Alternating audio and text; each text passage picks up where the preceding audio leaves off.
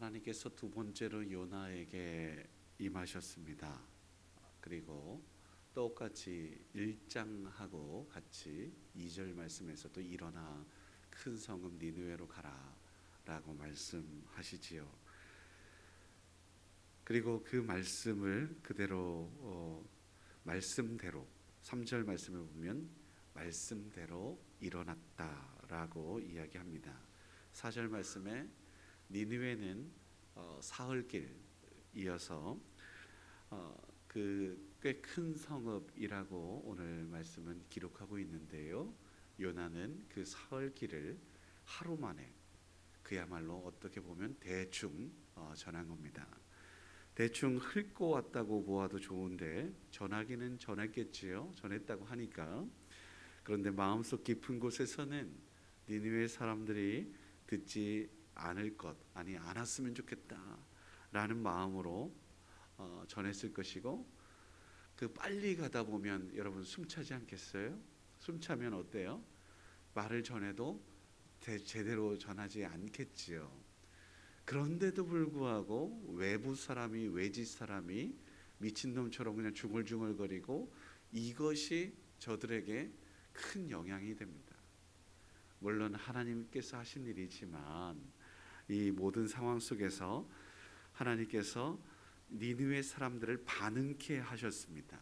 그리고 5절 6절 말씀에 굵은 베옷을 입고 기도하고 금식했다.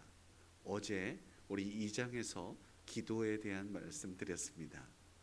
기도는 나의 소원을 아뢰는 것 그 이상의 것이어서 하나님의 뜻, 내 뜻이 아닌 하나님 뜻, 원하시는 바를 포커스를 좀 맞춰야 된다라는 말씀 드렸지 않겠어요?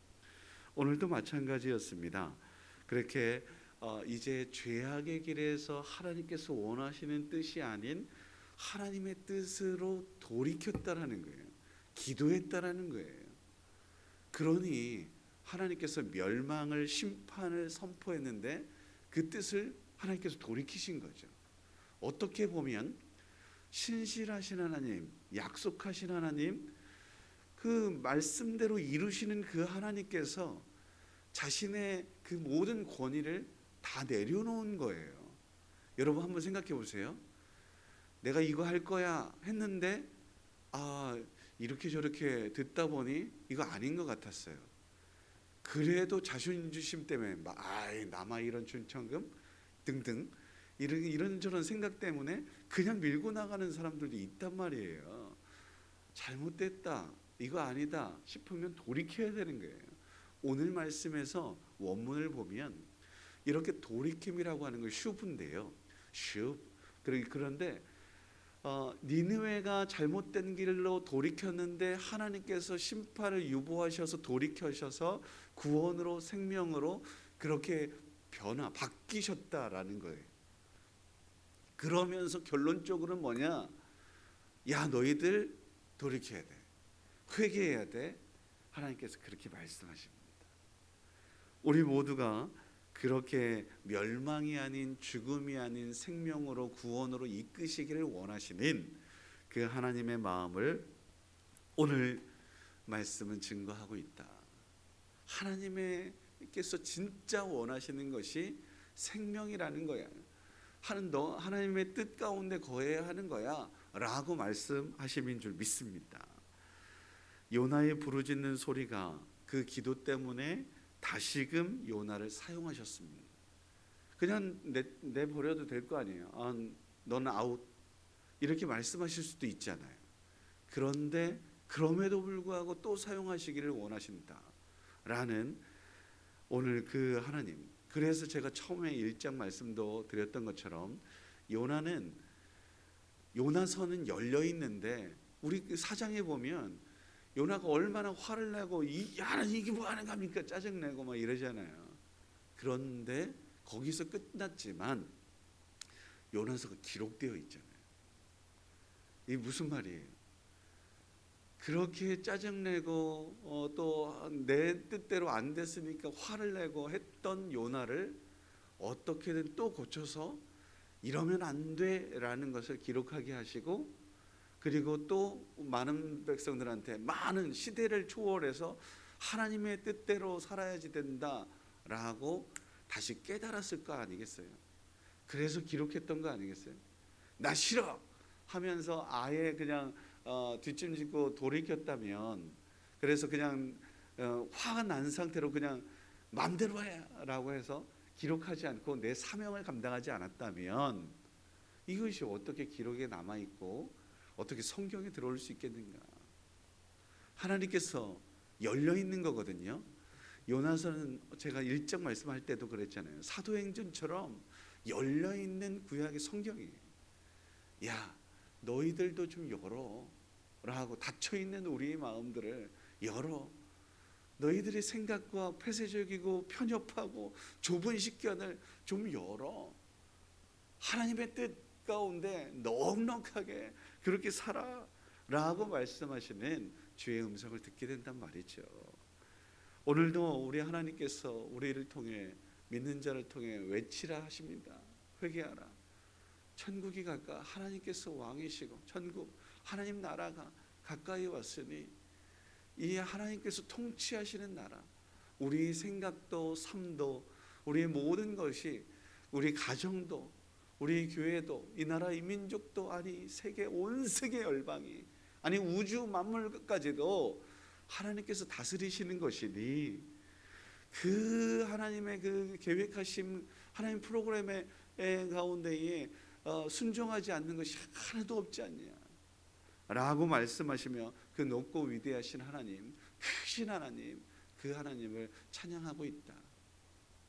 요나서, 제가 박사 논문을 요나서로 쓰고 있지 않습니까?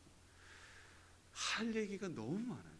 이 짧은 장 가운데 우리 하나님께서 원하시는 바를 우리 제대로 알고 제대로 순종하고 나아갈 수 있었으면 좋겠습니다. 하나님께서 재앙을 내리지 않으시고 구원으로 이끄십니다. 우리를 더 크게 생명으로, 은혜로 이끄시기를 원하시는 분이십니다. 바라기는 이 은혜를 제대로 알아서, 마음 깊이 알아서, 깨달아서 우리 삶 가운데에도 그대로 실천하여 하나님의 긍휼하심과 하나님의 그 구원의 은혜를 누릴 수 있는 우리 모두가 되어야 할 줄 믿습니다. 제가 어제 긴급 기도 요청을 했습니다. 우크라이나 가운데에 러시아의 침공, 참 안타까운 거예요. 제가 오늘 아침에 그래서 기도하면서 제가 메모해 놓은 것이 있는데 여러분들 읽어드릴게요. 분열과 다툼, 시기와 질투, 욕심과 교만 등은 어김없이 내가 하나님이 되려는 죄에서 비롯되니 이 얼마나 큰 대역죄인인가. 대역죄인가. 왕이 계신데 내가 왕이 되려는 반역, 그 죄값은 결국 죽음이니 살려면 회개해야 하지 않겠는가. 사랑하는 성도 여러분, 전쟁도 이 모든 것의 추계하기 전쟁입니다. 그렇게 한 러시아의 푸틴, 안타깝습니다. 전쟁으로 자기의 욕심, 국익 이런 것들을 추구하려고 하는 이 행태들 옳지 않습니다. 큰 벌을 받게 될 것이죠. 지도자이기 때문에 더더욱 속히 회개해야 됩니다. 회개하라고 외쳐야 되는 겁니다. 그래서 그러는 거예요. 우리 저 죽어가는 많은 영혼들의 아쉬움, 안타까움, 우리도 전쟁을 경험했던 나라이지 않습니까? 그러니 우리가 힘이 조금 있음이, 외칠 수 있는 그 입이 있음이 외쳐야 된다고 생각합니다. 회개해라, 너희들 이렇게 하면 안 돼 라고 그렇게 당당하게 외칠 수 있는, 전 세계가 지금 그러한 일들에 동참하고 있는 듯 보입니다. 그나마 얼마나 감사한 일인지요. 우리 오늘 이 아침에는 조금 더 기도할 수 있는 귀한 시간이 될 수 있었으면 좋겠고, 죽어가는 영혼들을 향한 안타까운, 아쉬운 하나님의 마음을 품을 수 있는 귀하고 복된 날일 수 있기를 주의 이름으로 축원합니다. 기도하겠습니다. 거룩하신 아버지 하나님, 감사합니다. 주님의 뜻은 구원에 있고 생명에 있는 줄 믿습니다.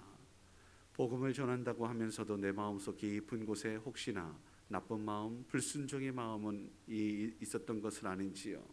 하나님을 제대로 믿고 주님의 뜻대로 겸손하게 살게 하시고 죽어가는 영혼들을 외면치 않게 하여 주시옵소서.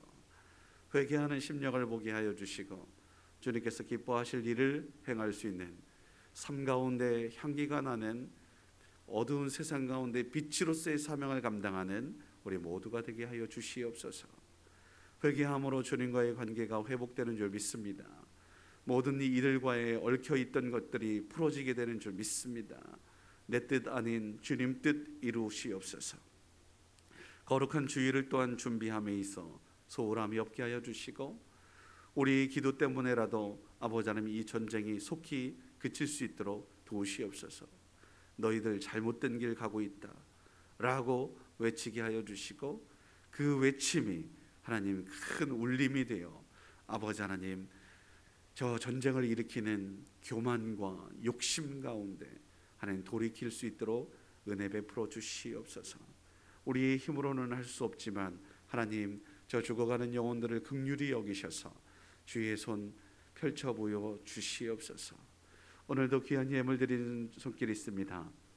믿음의 주여 온전하게 하신 이인 예수님만 바라보겠다라고 우리 삶 가운데 기적을 경험하며 살아계신 하나님을 체험하는 놀라운 은혜가 그 가정 가운데 아버지 하나님 계속해서 펼쳐질 수 있도록 은혜 베푸시옵소서. 함께 하실 주님을 기대하며 감사하며 예수님의 이름으로 기도드립니다.